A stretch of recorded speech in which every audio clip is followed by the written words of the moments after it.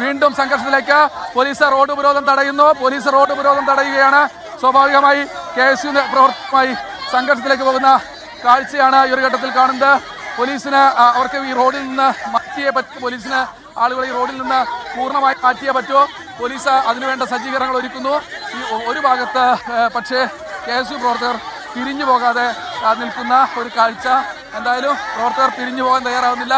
റോഡിൽ കുത്തിയിരിക്കുകയാണ്. KSU നേതാക്കളുടെ പ്രതികരണം കൂടി നമുക്ക് ഒരു ഘട്ടത്തിൽ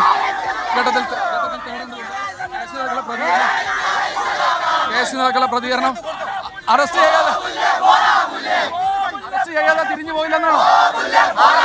തിരിഞ്ഞു പോകില്ല.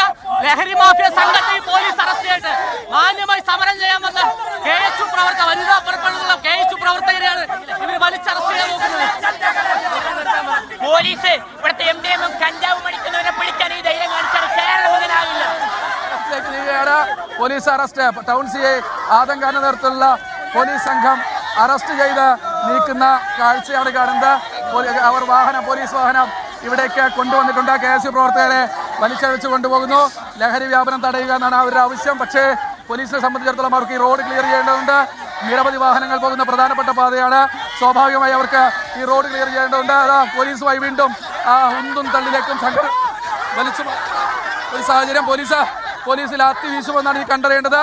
എന്തായാലും പ്രവർത്തകർ ഇപ്പോഴും ഉന്തും തള്ളും തുടരുകയാണ്. വലിയ തോതിലുള്ള സംഘർഷഭരിതമായ ഒരവസ്ഥയിലേക്ക് ഈ മേഖല മാറിയിട്ടുണ്ട്. ലഹരി മാഫിയ പിടിമുറക്കുന്നു സംസ്ഥാനത്ത്. പോലീസും എക്സൈസ് വകുപ്പും ഒന്നും തന്നെ ചെയ്യുന്നില്ല എന്ന ഗുരുതരമായ ആക്ഷേപം ഉയർത്തിക്കൊണ്ടാണ് KSUവിന്റെ ഈ ഒരു മാർച്ച് നടക്കുന്നത്. പ്രവർത്തകരെ KSU സംസ്ഥാന ജനറൽ സെക്രട്ടറി അജാസിനെയാണ് പോലീസ് ഇപ്പോൾ അറസ്റ്റ് ചെയ്തിരിക്കുന്നത്. അങ്ങനെ പ്രവർത്തകരെയും നേതാക്കളെയും ഒരുപോലെ പെട്ടെന്ന് തന്നെ അറസ്റ്റ് ചെയ്ത് നീക്കുന്ന ഒരു കാഴ്ചയാണ് അനുജ ഇവിടെ കാണുന്നത്. പക്ഷേ പ്രവർത്തകർ വീണ്ടും ഈ മേഖലയിൽ തന്നെ നിൽക്കുന്നു. അതാ വീണ്ടും പ്രവർത്തകർ പോലീസ് വാഹനം തടയുന്നു.